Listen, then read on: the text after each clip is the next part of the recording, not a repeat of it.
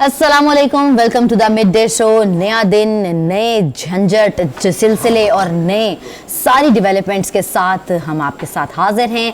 आज भी नए जो वाक़यात रूनुमा हुए हैं और उनके ऊपर तज्ज़िये और तबसरे लेकर आपके साथ हम हाजिर हैं। मैं हूं आपके साथ लबीबा तैमूर और एज़ यूजुअल मेरा साथ देंगे काशिफ बशीर खान। अस्सलाम वालेकुम सर। वालेकुम अस्सलाम, कैसी हैं आप? मैं ठीक ठाक। आज तो बड़ी गर्मा गर्म खबरें हैं, अदम एतमाद और वोट और ये वो। हाँ, ऐसा वैसा क्विकली व्यूअर्स को बता दीजिए कि हम क्या बात करेंगे आज। नाजरीन, आपको बताते चले कि आज जो है ना पंजाब की हुकूमत में ना बड़ी काफ़ी हलचल सी शदीद हलचल मची हुई है और पंजाब किसका होने जा रहा है और किसका होगा और ये हुमा किसके सर सजेगा ये तो आने वाला वक्त ही बताएगा। आईनी बहरान की तरफ जाता हुआ नज़र आ रहा है।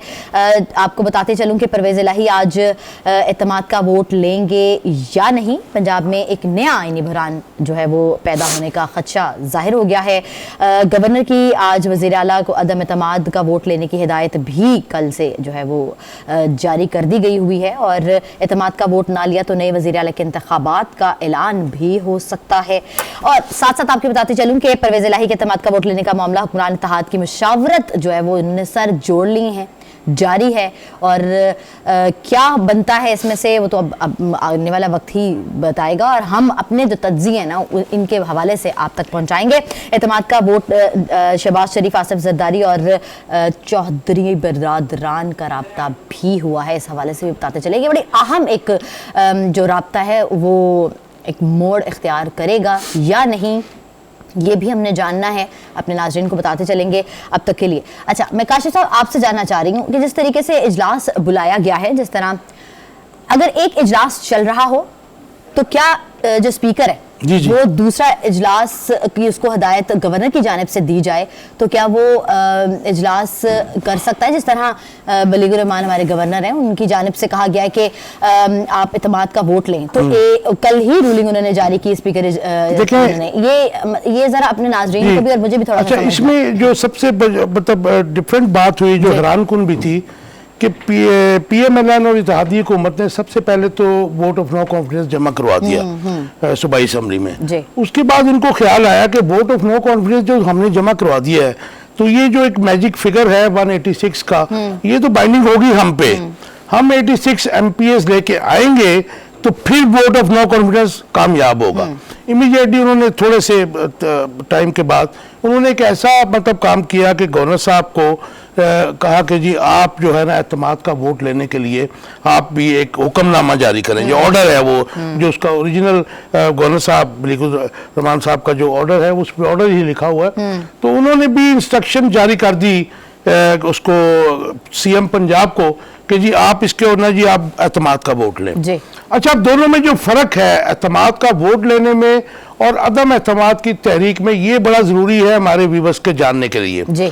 आप अदम एतमाद का जब वोट आप तहरीक पेश करते हैं तो फिर जो भी ग्रुप, सियासी जमात या इत्तेहाद वो वोट ऑफ नो कॉन्फिडेंस लेके आता है तो फिर लीगली कॉन्स्टिट्यूशनली उसके ऊपर बाइंडिंग होती है कि वो जो रिक्वायर्ड नंबर है वो लेके आए ताकि पता चल सके कि जी वोट ऑफ नो कॉन्फिडेंस 186 आपका मैजिक नंबर है, उसके अलावा 187 या 88 उसके बाद पता चलेगा कि आया वो वज़ीर आला कायम अच्छा, वो तो देखे ना 186 से अगर वो ज्यादा ले आते हैं या 186 भी ले आते हैं तो फिर सीएम साहब तो घर चले गए। अच्छा, अब उनको जब ये ख्याल आया कि जी सुप्रीम कोर्ट का जुलाई के जो ज़िमनी इंतखाबात थे उसके बाद हमजा जब प्राइम सीएम बने थे उसके बाद जो डिसीजन आया था सुप्रीम कोर्ट का उसमें फ्लोर क्रॉसिंग के ऊपर बहुत बड़ी कदगन लग गई थी, एम्बार्गो लग गया था और ये डिसाइड हो गया था कि किसी भी सियासी जमात का जो MPA या MNA है वो अगर डिफेक्ट करेगा ना सिर्फ उसका वोट नहीं काउंट होगा, दूसरा उसको अपनी सीट भी लूज करनी पड़ेगी। तो इस तनाज़र में इस वक्त प्रॉब्लम जो है सियासी रस्साकशी जो है पंजाब में, ये बेसिकली टाइम गेनिंग था और हो सकता है कि अगर आज जैसे आपको पता है कि कल स्पीकर सिफ्तान खान ने जो ऑर्डर पास किया था गवर्नर साहब ने एतमाद का वोट लेने के लिए, वो इस बिना पर उसके जो समरी है उसको रिजेक्ट करते हुए वो उसके ऊपर वो नहीं जारी किया असम्बली इजलास बुलाने का जिसे आप कहते हैं जो भी उसकी होती है। अच्छा, उसमें इसलिए नहीं जारी किया, उनका कहना है और आईनी माहिरीन का भी कहना है कि जो इजलास स्पीकर कौमी असम्बली या सूबाई असम्बली बुलाएगा उसको ख़त्म भी वही करेगा। अच्छा, इस वक्त तो इजलास चल रहा है, वो रात को उन्होंने इसको पोस्टपोन किया है जुमे तक।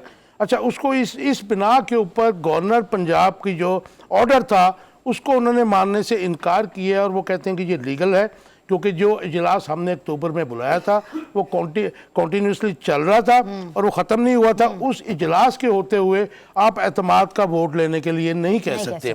अच्छा, अब उन्होंने इसको कैंसिल किया, ये इसको बौखर किया है जुमे तक। और अब वो कह रहे हैं कि हम अदम एतमाद का जो मूव आई है उसको हम फेस करेंगे। अच्छा, इसके अंदर एक जो नुक्ता है वो ये समझने वाला है, जो मैं आपसे जानना चाह रही हूँ, वो ये कि अगर स्पीकर ने कोई इजलास बुलाया हुआ है तो वो कितनी देर तक उसकी मर्जी के मुताबिक चल सकता है? ये आपने बड़ी अच्छी बात की। देखिए, अगर अब अक्टूबर से वो चल रहा है और अभी तक उसको उन्होंने खत्म नहीं किया, मुअत्तल नहीं किया या खत्म नहीं किया, ठीक है जी, वो आप जितनी देर मर्जी चलाएं जी, वो लेकिन उसको जो खत्म करेगा वो वही करेगा स्पीकर सूबाई असेंबली, ठीक है। इसी बिना पे गवर्नर साहब का जो ऑर्डर है वो नल एंड वॉइड उन्होंने करार देके उसके ऊपर नोटिफिकेशन नहीं किया। आज का इजलास नहीं हो रहा है जिसमें गवर्नर साहब ने कहा था। अच्छा, काशिफ साहब वो ना करें, सूबाई स्पीकर असेंबली के स्पीकर हैं, वो ना करें, वो मुअत्तल इजलास को मुअत्तल ना करें और वो प्रोलॉन्ग करते जाएं, तो ये फिर जो अदम एतमाद का जो वोट लेने की इजलास के हवाले से बात है, तो फिर तो कोई फायदा नहीं होगा। आपकी बड़ी अच्छी बात है। इसमें भी आप देखें ना, जो उन्होंने ऑर्डर जारी किया है उसमें भी आईनी माहिरीन और कानूनी माहिरीन कह रहे हैं कि उसके अंदर जो रीजंस लिखे गए हैं, क्योंकि विदाउट एनी रीजन गवर्नर या प्रेसिडेंट ऑफ पाकिस्तान एतमाद का वोट लेने के लिए नहीं कह सकता है। ये थोड़ी है कि आज गवर्नमेंट चल रही है तो आज गवर्नर साहब कहें कि जी केपीके की गवर्नर कहें कि जी आप कल या परसों एतमाद का वोट ले लें। उसके लिए भी ये सुनने में आया है, जो बता रहे हैं कानूनी और आइनी माहिरीन, कि उसमें भी कॉन्सेंट जो है वो सीएम की ज़रूरी है, उनके साथ आपको कंसल्ट करना है। या फिर जब गवर्नमेंट्स नहीं बनती हैं, इलेक्शंस होते हैं और नई असम्बली सूबाई या कौमी बनती है, तो फिर गवर्नर और प्रेसिडेंट, ठीक है जी, वो कहते हैं कि जी आप एतमाद का वोट लें ताकि गवर्नमेंट करे आगे। मैं यहाँ बिल्कुल ही मुझे एक मिनट दे दीजिए, मैं आपको बता दूं। नहीं, इसमें जो सॉलिड रीजन उन्होंने बताया जगह पर है, लेकिन मैं नाजरीन को ये खबर देना चाह रही हूँ कि नजम सेठी बतौर चेयरमैन पीसीबी तैनात हो गए हैं, नोटिफिकेशन जारी कर दिया गया है वज़ीर आज़म की जानिब से।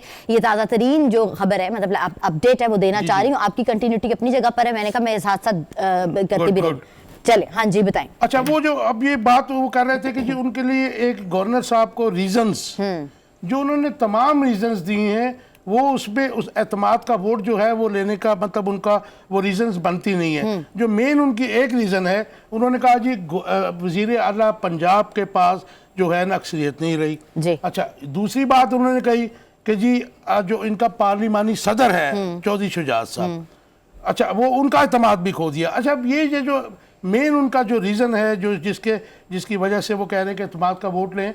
अब चौधरी शुजात तो देखें ना जी, चौधरी शुजात के बारे में जो मामला था वो फैसला तो आ चुका, वो तो सुप्रीम कोर्ट ने अपने जुलाई के डिसीजन में दे दिया था, तो वो भी रीज़न कोई सॉलिड नहीं है।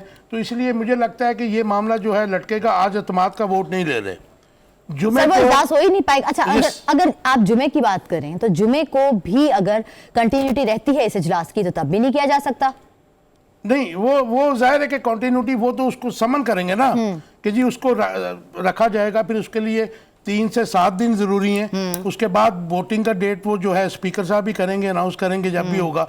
लेकिन इस वक्त जो है, जो एक जंग लड़ना चाह रही थी पीएमएलएन, उसमें मेरे ख्याल में सियासी तौर के ऊपर इन्होंने जो ये बेहतर पे किए, और मेरे ख्याल में कि थोड़ा सा अदरवाइज तो पीएमएलएन। अच्छा सर, मैं आपसे जानना चाह रही थी, आप ये जो सियासी जंग के हवाले से बात करें, कुछ सियासी जंग तो नहीं कहेंगे, फेवरेटिज्म की जंग के हवाले से मैं ये बात करना चाह रही हूँ।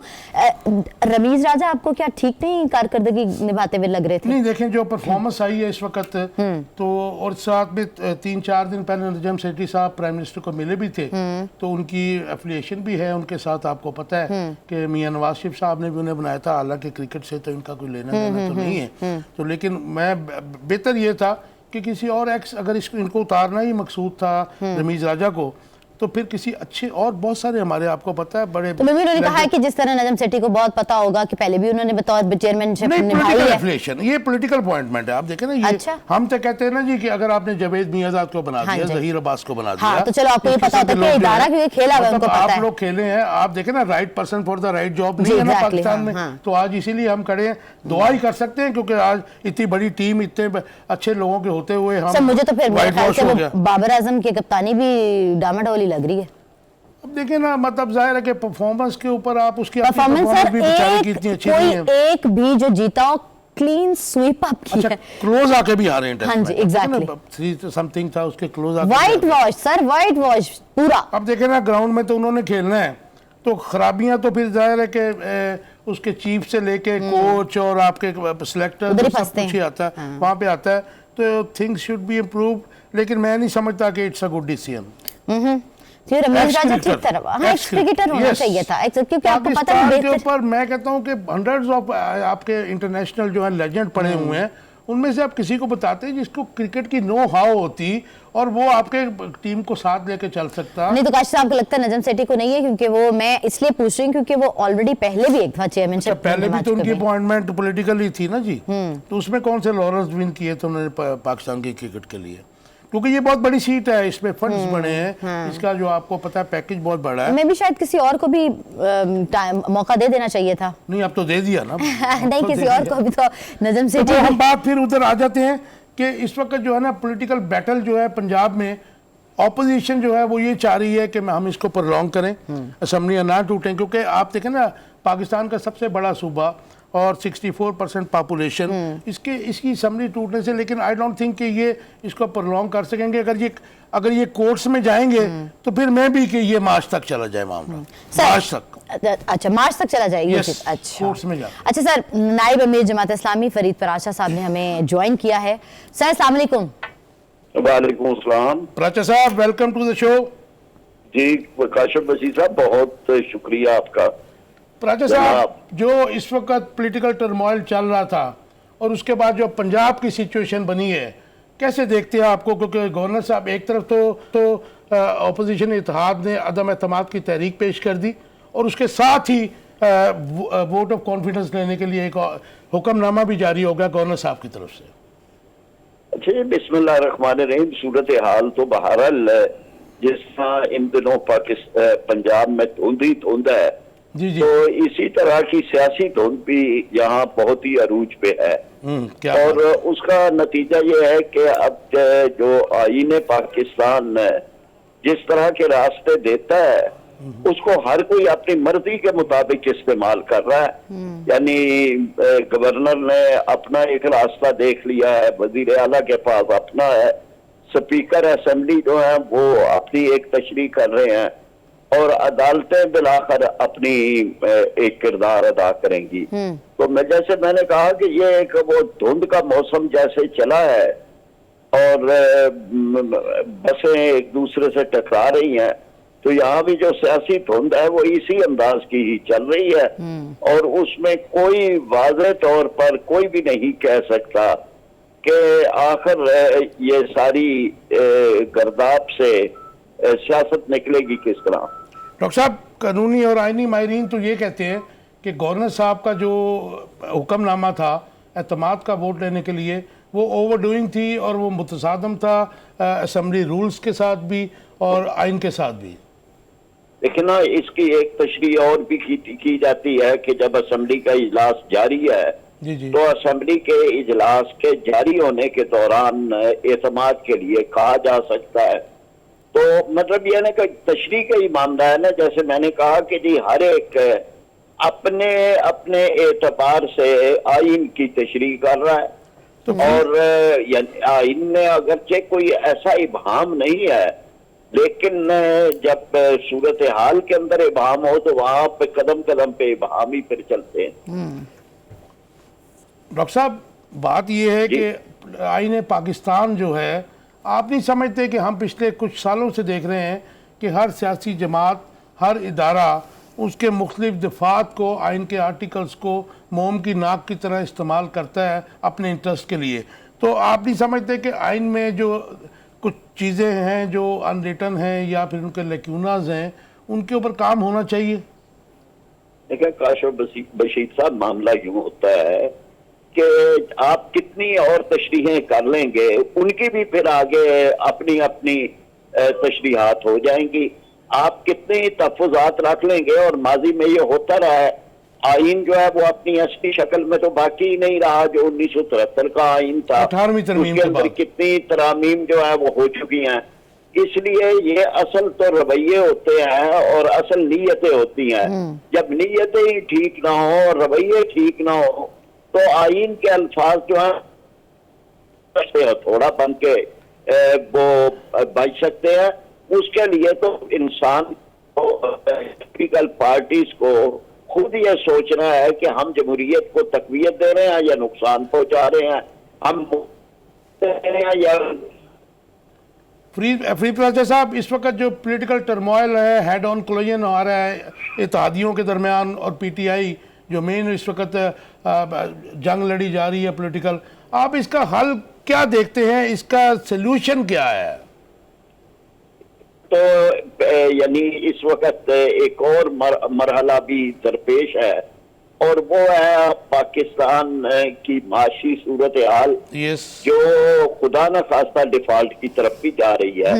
तो एक मरहले पे तो ये सारे सियासतदान अपनी सारी रस्साकशी और कशमकश को छोड़कर उस पर अगर एक कमाशी जो इस वक्त करना चाहिए मुल्क और कौम की सलामती के लिए, उस पर इकट्ठे हों, और इंतखाब के लिए भी मिल बैठ के, यानी 2 महीने आगे या पीछे किसी को कोई फर्क नहीं पड़ना। यानी अगर जो है वो अक्टूबर के बजाय अगस्त में हो जाते हैं, जुलाई में हो जाते हैं, तो हो सकता है। तो खामखा यानी दो 3 महीनों के लिए आप पीछे करने की का एक मैदान बनाया हुआ पाकिस्तान को। फरीद साहब, जी फरीद प्लाजा साहब, आपकी पॉलिटिकल पार्टी बहुत पुरानी है, ऑर्गेनाइज जमात है, मुतदल मजाज लोग हैं आपकी जमात इसमें अपना रोल क्यों नहीं प्ले करती है इस बड़े वर्स्ट पॉलिटिकल सिचुएशन में? ना हम अपने मुताबिक कर रहे हैं। ये तो अलाव दहकाया गया है ना, और जिसमें फूके मार के इसको बढ़ाया जा रहा है, इसकी खुद को करना है मुश्किल है।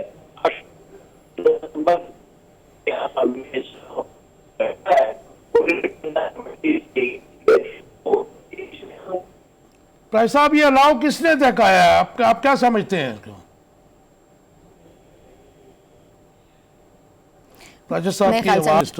सिग्नल की प्रॉब्लम थी, मतलब ऐसे जो अच्छा, फरीद साहब ये कह रहे थे कि सबको बैठकर एक सर, मैं काशिफ साहब ये पूछना चाह रही थी, ये क्या मेरे ख्याल से इस स्टेज पर बैठकर कोई बेवकूफ तो नहीं है, किसी को ये पता ही ना हो कि भाई हम लोग जब तक इकट्ठे नहीं होंगे माशाल्लाह तब तक नहीं बैठ जाएंगे। हर एक को अपनी अपनी पड़ी भी नहीं आपको लगती है? हर एक को पता है इस चीज का कि हम इकट्ठे बैठेंगे तो ही एक ना कोई डिसीजन होगा, और वो जो पाकिस्तान के हक में होगा। आप जो बात कर रही हैं वो एक आइडियल सिचुएशन की बात कर रहे हैं। मेरे ख्याल आपको अगर आपने ब्रेक पे जाना है तो बताओ, उसके बाद इसके ऊपर डिटेल बात कर लेते हैं। मैं इस आइडियल सिचुएशन के बारे में पूछना चाह रही हूँ कि सबको पता होने के बावजूद जब वो नहीं कर रहे, तो इसका मतलब है सबको अपनी नफ्सा नफ्सी पड़ी हुई है। मैं बता देता हूं दोनों का। पीटीआई एक साइड पे है जी, पीएमएलएन, ठीक है जी, जेयूआई पीपल्स पार्टी। अच्छा, अब जो रिजल्ट जो सबसे खराब काम हुआ है वो ज़िमनी इंतखाबात जो 36-37 हुए हैं उनके नताइज ने किए हैं। अदरवाइज तो ये इत्तेहाद जो है, हुक्मरान इत्तेहाद वफाकी, ये तो चाह रहे थे कि इलेक्शंस हो। इनका मतलब जब इनकी गवर्नमेंट बनी है, इमरान खान की गवर्नमेंट टॉपल करने के बाद इनका यही ख्याल था कि हम करवा देंगे। लेकिन जो रिजल्ट आ रहा है वो अनएक्सेप्टेबल है उनके लिए, क्योंकि वो इतने सारे सोर्सेज के बावजूद सारे रिजल्ट 26 के 27 सीटें इमरान खान जीत गए, तो वो सारी 13 जमातें भी नहीं वो उसको काउंटर कर सकी। तो अब उनको नजर आ रहा है कि ground reality is entirely different. हार किसी को भी नहीं पसंद है। मतलब आप जो बात कर रही हैं बहुत अच्छी बात है, वो तो एक आइडियल सिचुएशन है, डेमोक्रेसीज में ऐसे होता है, वेस्टर्न डेमोक्रेसीज में भी होता है, लेकिन अनफॉर्चुनेटली हम डेमोक्रेसी का नाम तो लेते हैं, उसके ऊपर आवाम को ईंधन तो बनाते हैं, लेकिन उसमें मफादात तो हुक्मरानों के जुड़े होते हैं। तो ये एक जो टग ऑफ वार है, ये सिर्फ कुर्सी के लिए है, इसमें आवाम के मफादात सर हम इस किसी टग भी ऑफ जमात वॉर के, की दलदल में इस मैं टाइम वो पर कह रहा हूं फंस ना चुके हुए हैं कि और हमें समझ नहीं आ आप रही कि मुझे हम ये निकलें बताइए कैसे। कि पिछले 3-4 रजीम ले लीजिए, जी। किसमें आवाम के मफादात की बात हुई, उनकी मुश्किलात कम हुई या उनकी जिंदगियों को आसान बनाया गया। सर इसको कंटिन्यू करते हैं Yes. एक ब्रेक के बाद। यहाँ वक्त हुआ एक ब्रेक का, हमारे साथ रहिएगा। Welcome back to the mid day show. हम बात कर रहे थे आजकल की सियासी गहमा गहमी की और जो हलचल मची हुई है पंजाब हुकूमत के हवाले से। टॉप स्टोरीज और भी शामिल करेंगे, उसके हवाले से भी बात करते चले, लेकिन जो और टॉप स्टोरीज है वो भी आपके साथ शामिल करते चले कि आसिफ अली जरदारी, नवाज शरीफ और यूसुफ रजा गिलानी को एक बड़ा रिलीफ मिल गया है। वो रिलीफ क्या है वो आपको बताते चले कि करप्शन के केसेस जी वापस भिजवा दिए गए हैं, और वो किस मद में और किस ज़िम्मन में भिजवा दिए गए वो काशिफ साहब से हम जानेंगे। एहतसाब अदालत ने तोशाखाना रेफरेंस नैब को वापस भिजवा दिए, भी वापस भिजवा दिया गया है। प्लस वजीर खारजा चूंकि अमेरिका में मौजूद हैं, तो अमेरिका का पाकिस्तान में दहशतगर्द हमलों पर इजहार अफसोस उनकी जानिब से आया, क्योंकि उनकी मुलाकात हुई है एंटोनी ब्लिंकन से। पाकिस्तान के मुआशी मफादात अमेरिका के साथ जुड़े हैं, ये भी कहा गया है इस मुलाकात के हवाले से, आपको बताते चलेंगे। और वजीर खारजा बिलावल भुट्टो का एटलांटिक काउंसिल साउथ एशिया के मबाहिस से खिताब था, ये सारे सिलसिले के हवाले से भी हम बात करते चलेंगे। जी सर। अच्छा, अब देखें तोशाखाना केस जो है ना, इनके खिलाफ थे शहबाज शरीफ, आसिफ जरदारी और सॉरी नवाज शरीफ, यूसुफ रजा नहीं सर, गिलानी। तोशाखाना अलग है और वो अलग है। नहीं, वो बेसिकली वो भी उनके ऊपर भी तोशाखाना जी, जी, था ना, अच्छा, एक हार जी, का केस जी, था जी। और दूसरे मामला थे। तो नैब की जुरिस्डिक्शन 8th अमेंडमेंट जो नैब अमेंडमेंट्स के बाद ना, तो ये करप्शन के केसेस सारे नैब को वापस इसलिए भिजवाए जा रहे हैं कि ये रिलीफ मिल गया पर्सन स्पेसिफिक जो लॉ बना कौमी असम्बली से, उसके तहत अब नैब और ये जो कोर्ट्स हैं, तसाब अदालतें, ये अब एलिजिबल नहीं है या ये फॉल नहीं करते उनके अंडर, तो ये एक किस्म की बरियत है। तो उनको बरियत मिल रही है कि वो कह रहे हैं जी हमारे पास तो इख्तियारात तो हमारे छीन लिए, तो हमारे तो पर काट दिए गए हैं, तो ये केस वापस नैब को भिजवा देते हैं। अच्छा, तो ये नाज़रीन, इनके लिए आपको गुड न्यूज़ है जी। और अवाम के लिए एक दुख की बात है। अवाम के हमेशा पिसने वाली ही बात होती है, अवाम को गुड न्यूज कभी भी नहीं मिलती है। ये उनके लिए गुड न्यूज़ है ना। मैं अपनी बात कर रही हूँ कि हाँ, हम लोगों को तो कभी नहीं हमारे लिए मिलती तो है। दुख की अपने बात नाज़रीन को बताते चले, हमें स्टूडियो में ज्वाइन किया है सीनियर तज्ज़ियाकार और एंकर पर्सन हैं इकबाल शाहिद साहब, और मियां सैफुर रहमान सीनियर तज्ज़ियाकार हैं। अस्सलाम वालेकुम। वालेकुम अस्सलाम। अस्सलाम वालेकुम। बहुत शुक्रिया इनवाइट करने का, थैंक यू वेरी मच। मियां साहब, जी। आपसे हम शुरू आपकी करते हैं। बातें सुन रहे हैं, तुसी जितना फसाद आप डाल रहे हैं। नहीं, हम तो अवाम को असल पिक्चर जो है जो हाँ। इस वक्त आप पॉलिटिकल टर्मोइल है, उसके साथ इकोनॉमी कोलैप्स की हुई है, हम No तो doubt, जाहिर है कि no हम तो पाकिस्तान के साथ है ना। बिल्कुल, बिल्कुल। हमारी कोशिश तो ये है कि अवाम को असल पिक्चर हम बता exactly. सकें कि आपके साथ क्या हुआ, क्या हो रहा है, बहुत क्या उम्दा, होने जा रहा बहुत है। आला मिशन आपका। ठीक है ना जी। तो अब जो आज जो बात शुरू करते हैं स्टेट में कि आज इजलास होने जा रहा है जो गवर्नर साहब ने तलब किया। देखिए, मेरा तो ख्याल है कि कोर्ट में शायद मामला चला जाए। अच्छा। मुझे लग रहा है क्योंकि एक तोतल का शिकार है और हमारे यहाँ तोतल जो होता है वो जाके रिजॉल्व होता ही कोर्ट्स में। नहीं, उसको तो स्टेट में आपके स्पीकर जो है सत्तार हाँ, उन्होंने तो कहा कि अनकॉन्स्टिट्यूशनल है। अनकॉन्स्टिट्यूशनल बात का तो मुझे काशिफ साहब ऐसे लगता है जैसे हमारा आईन ही अनकॉन्स्टिट्यूशनल है। जितनी उसकी तशरीहात हैं, देखो दुनिया में अब बरतानिया का जो आइन है उसके बारे में कहा जाता है, हाँ, उसका तकरीबन आधे से ज्यादा हिस्सा अनरिटन है, 1000 साल से मुझे समझ वो नहीं आता रवायात है के साथ चल रहा है। मियां साहब, कभी ये वो इस्तेकाम जो आराम सुकून वाली जी, वाला जी, जो जी। धुआं है वो क्या कभी छटेगा? नहीं, मैं छटेगा तो जरूर, इतनी छटेगा जरूर। अनरेस्ट सी सिचुएशन देखने जी, की जी, जी, जी। अभी तक नहीं हम स्टेबल हो पा रहे। नहीं, कॉमन मैन यकीनन एक तो मुआशी हालात से जी, परेशान है, जी। एक इस तजब्जब से जो गोमगो की कैफियत है इससे बहुत परेशान जी। है। क्योंकि आप देखें ना, एक डिबेट, अनहेल्थी डिबेट मुआशरे में चल पड़ी, कौन अच्छा है कौन बुरा है, और इंतशार की सी कैफियत है। अब लोग मुआशरत के साथ साथ ये भी डिस्कस कर रहे होते हैं कि मजदूर ने 10 ईंटें उठानी है, 8 ईंटों का टाइम वो ज़ाया कर देता है इस डिबेट में कि शहबाज शरीफ बहुत अच्छा है, नवाज शरीफ उससे भी अच्छा है, इमरान खान उससे भी अच्छा है। तो इन चीज़ों से बहुत ज़्यादा अनहेल्थी डिबेट आ गई।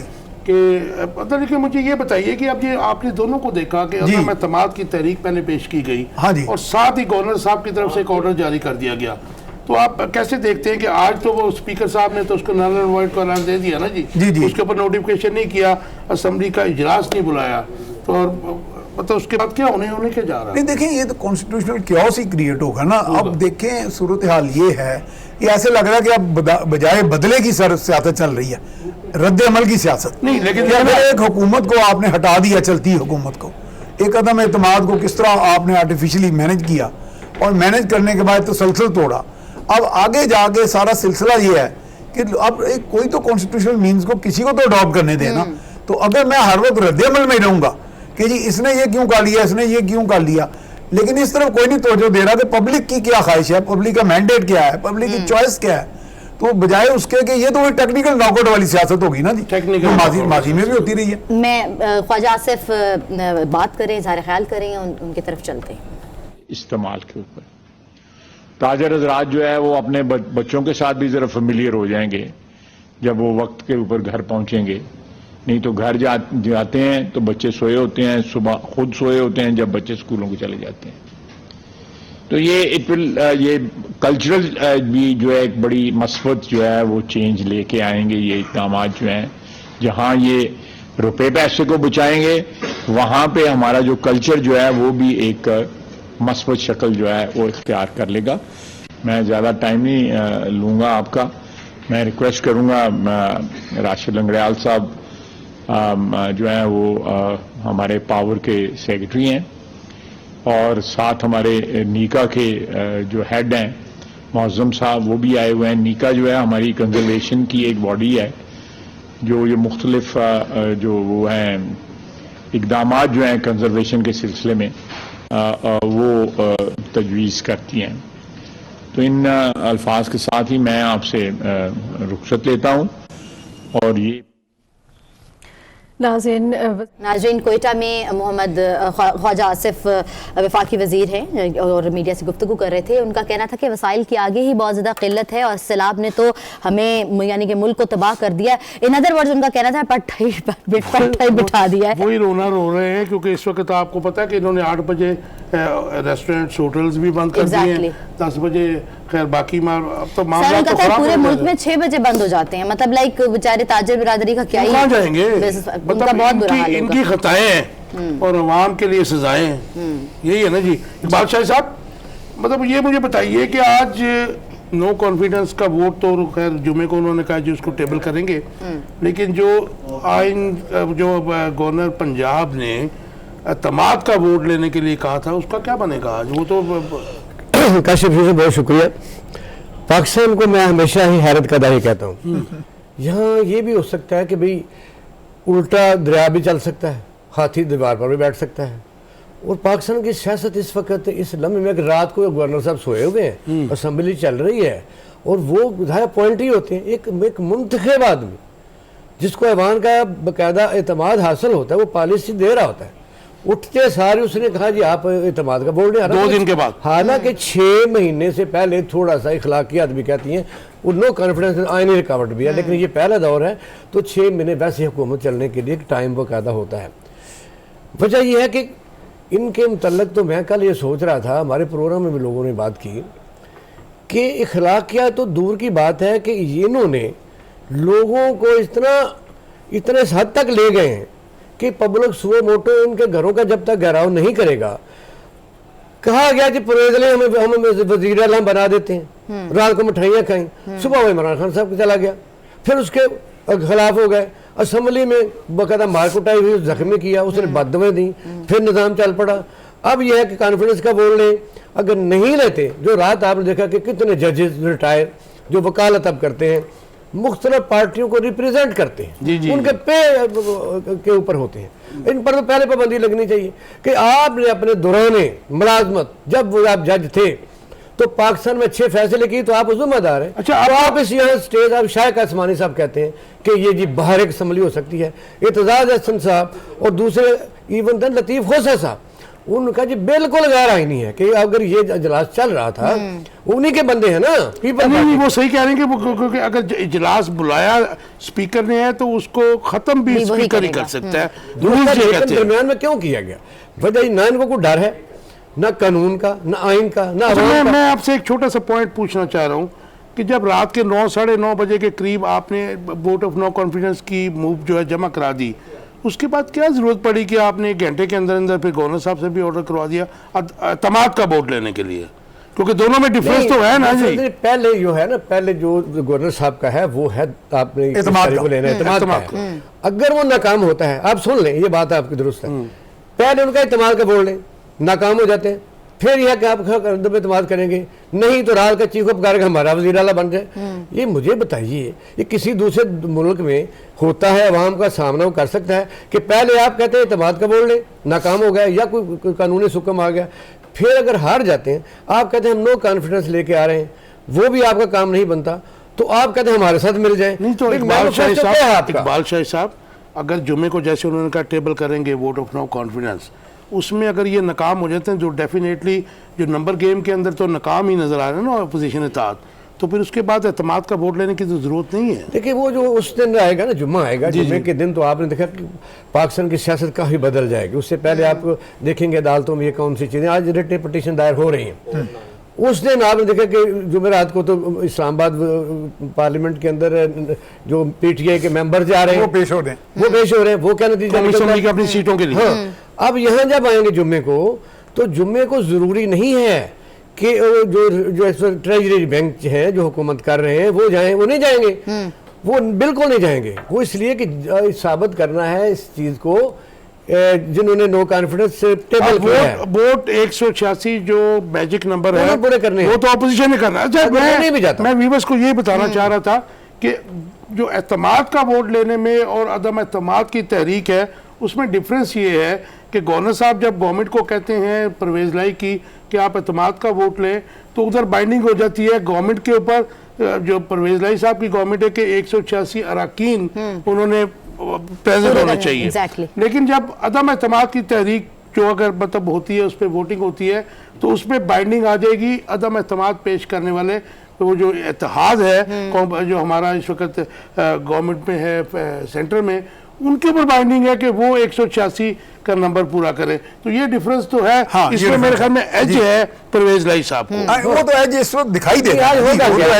एक और हरकत करेंगे, हरकत ये करेंगे कि 4 बजे के बाद एक नोटिफिकेशन कर देंगे जो एक्सपेक्टेड भी है, है एक्सपेक्टेड कि जी चूंकि उन्होंने एतमाद का वोट नहीं लिया इसलिए ये वजीर आला नहीं रहे। यानी इनका काम सिर्फ ये है और चीज़ें जो नज़र आ रहा है वो ऐसा नहीं है, जो नहीं नज़र आ रहा है वो हो रहा है। इनके पास एक ऐसा कॉन्स्टिट्यूशनल एक्सपर्ट है वो सियासतदान फवाद चौधरी।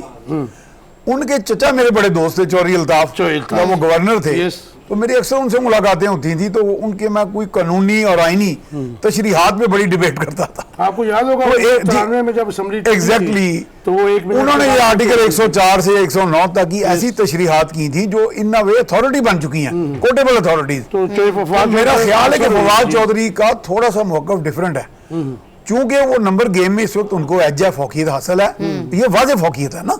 अभी तो बाकी उफक पर क्या चीजें बाद में होती हैं। परवेज लाई साहब के जो साजिद भट्टी और उनकी पार्लियामेंट के बाद एग्जैक्टली इनके साथ, या वो ना हो जाए सादक संजरानी सिंड्रोम ना चल जाए, तो वो एक डिफरेंट चीज है। वो एतमाद के वोट में चल सकती है। एतमाद के वोट में अगर वो सिंड्रोम, वो मेरा ख्याल वो भी नहीं दिखाई दे रहा मुझे इस वक्त होता। तो इसलिए फवाद चौधरी ने बड़े कॉन्फिडेंस से और बड़ी कैलकुलेशन के साथ ये कहा है कि हम एतमाद का वोट भी ले लेंगे। अच्छा, बड़ी दिलचस्प सूरत हाल है जो ये सिंड्रोम की बात कर रहे हैं। अगर वो ऐसा कुछ मामला होता तो आज परवेज लाई साहब जो है इमरान खान के साथ आज के दिन तक खड़े ना होते। हाँ, situation is entirely change. Continue करेंगे यहाँ वक्त एक ब्रेक का, कहीं मत जाइएगा, स्टे विद अस।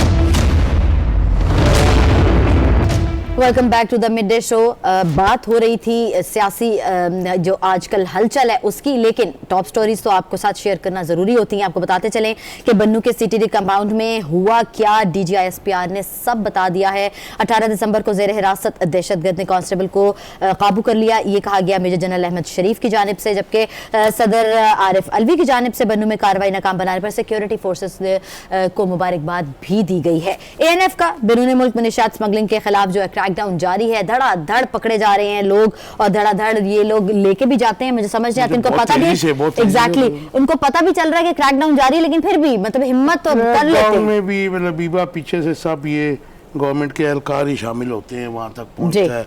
और मुझे तो ये भी इंफॉर्मेशन है कि अगर एक बंदा पकड़ा जाता है तो 5 निकल भी जाते हैं उसकी आड़ में, सिखाया कुछ जाता है होता कुछ है। मियां साहब जनाब, जो अभी इस वक्त जो बिलावल भुट्टो जरदारी साहब अमेरिका में मौजूद हैं और उनकी मुलाकातें भी जारी हैं, तो उसके बाद जो अमेरिका में जब अमेरिका ने पाकिस्तान में जो दहशतगर्दी हो रही है, हमने उसमें अपने तावन की यकीन उसके तावन की दिखानी, तो एक स्टेटमेंट है ना, अफसोस भी कर देते हैं। एक और बात भी है जो बड़ी इंपॉर्टेंट है, जो इंपॉर्टेंट क्वेश्चन मैं आप दोनों गेस्टों से पूछना चाह रहा हूँ कि ऐसे ही कि पाकिस्तान के माशी मफादात जो हैं अमेरिका के साथ जुड़े हुए हैं बिलावल भुट्टो जरदारी के। नहीं, मेरा ख्याल है कि अब तो काफी हद तक इसमें तवाज़ुन आ गया, पाकिस्तान का डाइवर्सिफाई हो गई है हमारा जो मईशत का सिलसिला है। अमेरिका को इस बात में भी थोड़ा एक जलापा भी है, जैसे चीन के साथ गो के हमें चीन के बारे में बात बात हम कुछ हमारे दोस्त ये भी क्रिटिसाइज करते हैं कि इंटरेस्ट रेट बहुत ज्यादा है, लेकिन ये भी है कि चीन आपके साथ फिर भी आपको मोराटोरियम भी दे देता है, आपको रिलैक्सेशन भी दे देता है।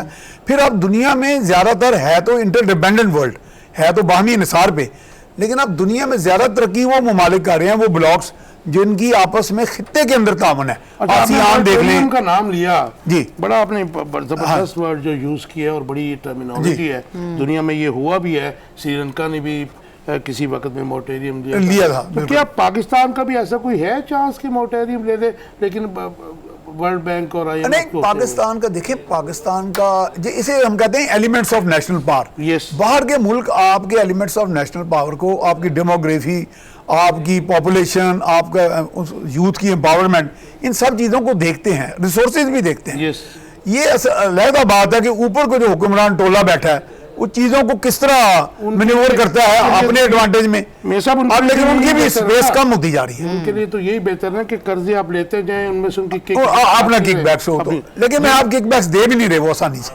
नहीं, वो दे नहीं, वो पता चल गया उनको, स्पेस कम होती जा रही है। आपकी बात से मैं एग्री भी करता हूँ, अगर वो नहीं दे रहे तो यहाँ पे जो आपके लोन्स के बाद जो प्रोजेक्ट वो तो इनके हाथ में ही है ना, तो जिन्होंने लेने होते हैं ना सर, वो किसी तरीके से भी ले लेते हैं। बादशाह साहब, बिलावल भुट्टो जरदारी साहब ने कहा कि जी पाकिस्तान के जो तजारती माशी मफादात हैं अमेरिका के साथ जुड़े हैं, और ये अमेरिका में कहा है, आजकल वो आपको पता है अमेरिका में है, और अमेरिका जो है इस वक्त जो है वो पाकिस्तान में जो दहशतगर्द हमले हैं उस पर भी इज़हार अफसोस कर रहे हैं। ये दो डिफरेंट बातें हैं।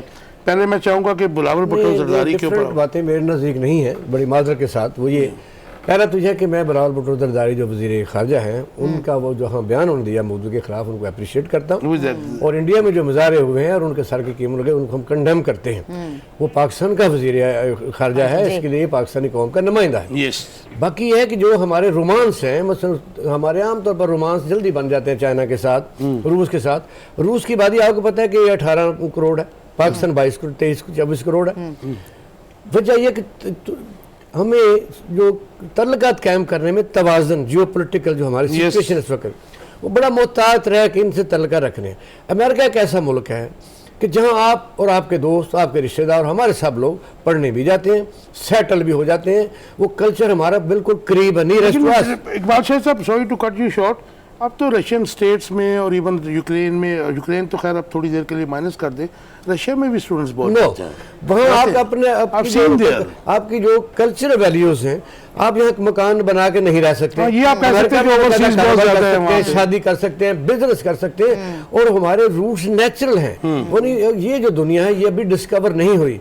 और चाइना में बताइए अगर आप जाते तो आपका तो उनका लिबास, उनका खाना, उनका रहना, उनका सहना, उनका सिस्टम आपके मैच नहीं करता। आप इन मुल्कों के रोमांस में अमेरिका को जब नाराज करते हैं तो जाहिर है फिर जियो पोलिटिकल अपसेट होता है। तो इसलिए मैं से बड़ा संभल की बात है कि बिलावल भुट्टो जरदारी साहब इसके बयान को तो मैं सेकंड करता हूँ। अगर वो कहते हैं अनरेस्ट है तो अनरेस्ट किस लिए है, उसमें सारा अमेरिका जुम्मेदार नहीं होता। आपकी बात से एग्री करूँ, बिलावल भुट्टो जरदारी साहब की बात से एग्री करूँ, तो इसका मतलब है कि अमेरिकन इन्फ्लुएंस जो कि अपने मफादात के लिए है, पिछले 75 साल से हम देख रहे हैं लियाकत खान की, हम उससे निकलेंगे कैसे? फिर क्यों निकलेंगे? मेरे हमें नफरत क्या है मुझे बताइए। वहाँ आप जाके तो आप आज़ादी से काम कर सकते हैं, और नहीं, मैं ओवरसीज की बात नहीं कर रहा, जो हमारी स्ट्रेटेजिक पोजीशन है पाकिस्तान की उसको जिस तरीके से एक्सप्लॉइट किया गया, अफगान वार जो है हमारे ऊपर मसलत नहीं, मेरा ख्याल है आपका कहना यह है कि डिक्टेशन ना लें। Yes. डिक्टेशन के लिए मेरा ख्याल है वही मैं कह रहा हूं। Undue influence अब जो है, पाकिस्तान का वो बात सही है इनकी कि हमारी नेचुरल डालते हैं। रुझाना थे, उनके साथ बहुत सी हम आंगी हैं। वो तो जब लेकिन लियाकत अली खान ने आप किया वो तो अब चूंकि इलाकाई ताउन का जो ग्रुप्स हैं वो बहुत तरक्की कर रहे हैं, मतलब आसियान देख लें, इस तरह के ब्रिक्स भी बनाई गई, उनका भी ये मतलब है कि डिक्टेशन नहीं हम ले रहे। कि वजह ये है कि ये पॉलिसी जो स्टेट डिपार्टमेंट अमेरिका है वो एक दिन में तो बनाता नहीं। हाँ, वो तो जो नेटो बना था उस वक्त 18 ममालिक थे। फैसला ये हुआ कि रूस की सरहदों के साथ वो मेंबर अब नहीं बना सकेंगे, लेकिन आहिस्ता आहिस्ता उसने इस वक्त 25 के या 28 मेंबर बन गया। पूरी दुनिया को बकायदा रन कर रहा है, इसलिए हमें उसके साथ पंगा लेने की जरूरत इसलिए नहीं है। बड़ी मतलब बड़ी लंबी डिबेट है, इस पे एक सेपरेट प्रोग्राम करेंगे। लेकिन अभी आप देखें कि जो ये लबीबा ने बताया कि ये ना डेली जो है वो कर रही है, और असला जो मंशियात है ये डेली पकड़ी जा रही हैं, ये कौन करवा रहा है? आपने सही कहा, मैं सुन रहा था। वो ये होता यह है कि जब कार्रवाई डालने के लिए एक छोटी सी मकदार ये पकड़ते हैं, ये बकायदा ऑटोमेटिक रूट है, और इसमें पाकिस्तान में कई लोग, अब कई लोगों का हम नाम नहीं लेते, कई लोगों के अखराजात और उसमें अदारों के अखराजात भी जुड़े हुए होते हैं। आप चमन के इलाके में जाएं, वहाँ ईरान के रास्ते में जो चीज़ें हैं, सैकड़ों के लिहाज से ट्रक चलते हैं सुबह पेट्रोल डीजल के लिए। इवन ग्वादर में तो दूध और सब्जी भी वहाँ से आती है, और इसलिए हमारी सरहदों में चीज़ें चलती रहेंगी। आपके फेंस क्यों काटी जाती है? आपका मतलब ये बिल्कुल सही कह रहे हैं, ट्रकों के अंदर मंशियात भी आती है। हमारे प्रोग्राम का टाइम खत्म हो गया। लास्ट आपसे आंसर में एक शॉर्ट सा मुझे दे दीजिएगा कि बन्नू में जो कुछ हुआ है। हाँ। तो हमारे जो वफाकी वजीर हैं, इन्होंने कल दोपहर को असम्बली में कहा कि जी ये ख़त्म हो गया सारा कुछ, लेकिन अब तक की इतलात के मुताबिक अभी तक भी वहाँ से जो है ना जी हमारी अफवाज पाकिस्तान जो है वो उसके साथ मतलब लड़ रही है, और उसको इलाका क्लियर हो रहा है। ये क्या हो रहा है सब कुछ? नहीं, देखिए ये वहाँ पे बहुत बड़ा इशू है। देखो बॉर्डर भी बहुत बड़ा है और पोरस है।